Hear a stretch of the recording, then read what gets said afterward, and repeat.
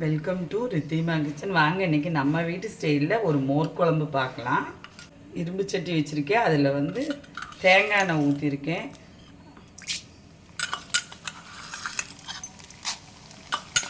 கரெக்டாக இந்த ஸ்பூனில் கோபுரம் அளவுக்கு நான் 2 ஸ்பூன் நம்ம வீட்டுக்கு தேவையான அளவு நான் எடுத்துருக்கிறேன். உளுந்து, வெள்ளை உளுந்து பாருங்கள். அதே போல் வெந்தயம் வந்து அஞ்சலை பெட்டி கரண்டிக்கு நான் 1.5 ஸ்பூன் வெந்தயம் எடுத்துருக்கிறேன்.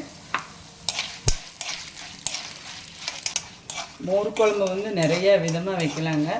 மோர் குழம்பு வைக்கிற ஸ்டைலு வீட்டுக்கு வித்தியாசப்படும். நிறையா இதில் மோர் குழம்பு வைக்கலாம். அதில் நம்ம வீட்டில் இது ஒரு விதம் மோர் குழம்பு.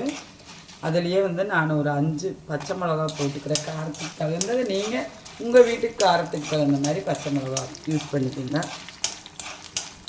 பாருங்களேன், ஒரு சின்ன துண்டு இஞ்சி நான் அதுலேயே போட்டு போகிறேன். எல்லாம் நல்லா வறுத்து வந்துருச்சு. இந்த டைம் வந்து நான் துவரப்பருப்பும் கடலைப்பருப்பும் ஒரு 1/2 ஸ்பூன் ஊற வச்சுருக்கேன். அதையும் வந்து நான் இதுலேயே போட்டு போகிறேன். அடுப்பை நான் சிம்மில் ஆக்கிட்டேங்க. நான் வந்து இதை போட்டு ஒரு திருப்பிட்டு எனக்கு இந்த சூடு போதுமான அளவு நான் அடுப்பை ஆஃப் பண்ணிட்டேன்.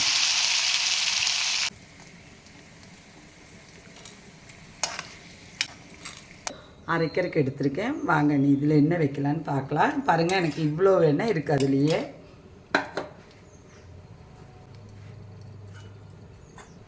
பாருங்கள், இதில் தேங்காய் வந்து நான் 2 ஸ்பூன் வச்சுக்க போகிறேன்.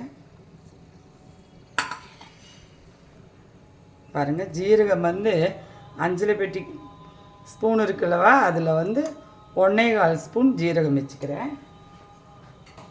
இதை வந்து நம்ம எல்லாம் அரைச்சிட்டு வந்துடுவோம். அரைச்சிட்டு வந்துட்டு பார்க்கலாம். அந்த பருப்பு ஊற வச்சுருந்தேன்லவா, அதெல்லாம் அரைச்சிட்டு வந்துட்டேன். என்கிட்ட நான் ஸ்ப்ரிங் ஆனியன் இதில் வந்து ஒரு 2-3 ஸ்பூன் போட்டு போகிறேன். நான் எடுத்து வச்சுருக்கிறது இதில் போட்டு உருட்டி ஆவியில் வச்சு வேக வச்சு எடுத்துக்க போகிறேன். நீங்கள் இட்லி பாத்திரம் இருந்தால் இட்லி பாத்திரத்தில் வச்சுக்கலாம், இல்லைன்னா ஸ்டீமர் இருந்தால் அதுலேயும் வச்சுக்கலாம். இப்போ இட்லி பாத்திரத்துலேயே ஸ்டீமரோடு தான் வருது.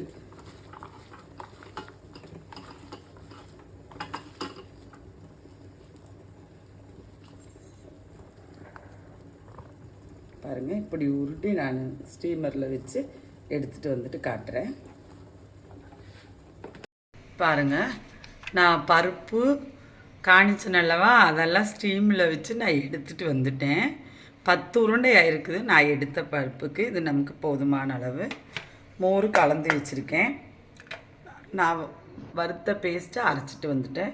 வாங்க இதில் ஊற்றி கலந்துக்குவோம். இந்த ஸ்ப்ரிங் ஆனியன் பருப்பு உருண்டை குழம்புல வந்து இந்த ஸ்ப்ரிங் ஆனியன் போட்டு மோர் குழம்பு வைக்கிறது அது ஒரு நல்ல டேஸ்ட்டாகவே இருக்குங்க. செஞ்சு பாருங்கள் எல்லோரும்.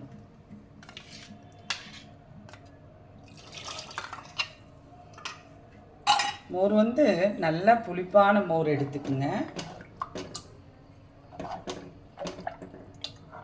இது நம்ம வீட்டில் பெற போட்ட மோர்.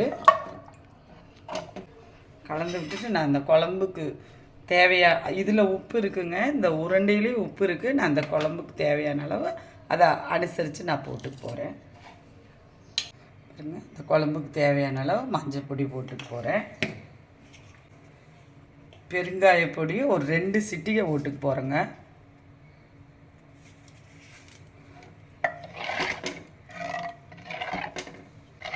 தண்ணியெல்லாம் அவங்கவுங்களுக்கு தேவையான அளவு வச்சுக்கோங்க. மோருக்கு நல்லா கலந்து விட்டுருணுங்க. நான் வந்து இந்த கிளாஸில் 1 டம்ளர் ரொம்ப மோராக இல்லாமல் ரொம்ப தயிராக இல்லாமல் நடுப்பதத்தில் எடுத்துருக்குறேங்க. இப்போ நீங்கள் உப்பெல்லாம் பார்த்துக்கலாம். பாருங்கள், இந்த டைம் வந்து கருவேப்பிலை, கொத்தமல்லி எல்லாமே போட்டுற போகிறேன். தாளிக்கும்போது இன்னொரு கொத்து கருவேப்பிலை போடுவேன். இப்போ தான் நான் கேஸ் எல்லாம் கலந்து வச்சுட்டு இப்போ தாங்க கேஸ் பற்ற வைக்கிறேன். பாருங்கள், மோர் குழம்பு மாத்திரம் கொதிக்கக்கூடாது. கொதிச்சா டேஸ்ட்டு போயிடும். நல்லா பொங்கி வரப்போகுது. இந்த டைம் வந்து நான் இப்படி பொங்கி வரணும். இந்த டைம் பொங்க நம்ம ஆஃப் பண்ணிடணும். ரெண்டாவது வந்து எனக்கு மண்ணுச்சட்டி டக்குன்னு கொதி வந்துடும். அப்போ அது ஆஃப் பண்ணாலும் கொதிச்சிடும். அதனால நான் வந்து அந்த அளவுக்கு விடுறதில்ல. இந்த ஸ்ப்ரிங் ஆனியன் பருப்பு உருண்டை செஞ்சனல்லவா, அதை வந்து நான் இதில் போட்டு போகிறேன்.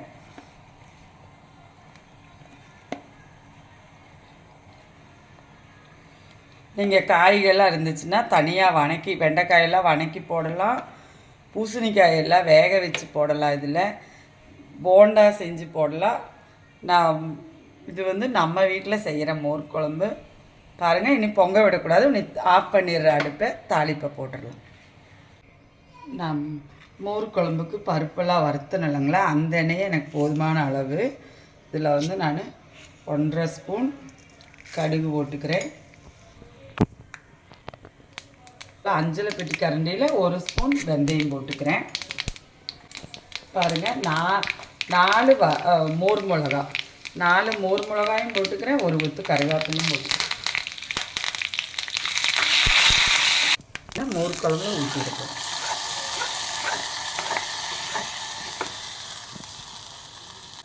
மேக்ஸிமம் கலக்கக்கூடாதுங்க, கொஞ்சம் நேரம் அப்படி இருக்கட்டும். இந்த மணத்தோடையே ஒரு தட்டு போட்டு மூடிட போகிறேன். இந்த மோர் குழம்பு அடை தோசையோடையெல்லாம் நல்லா மேட்ச் ஆகுங்க.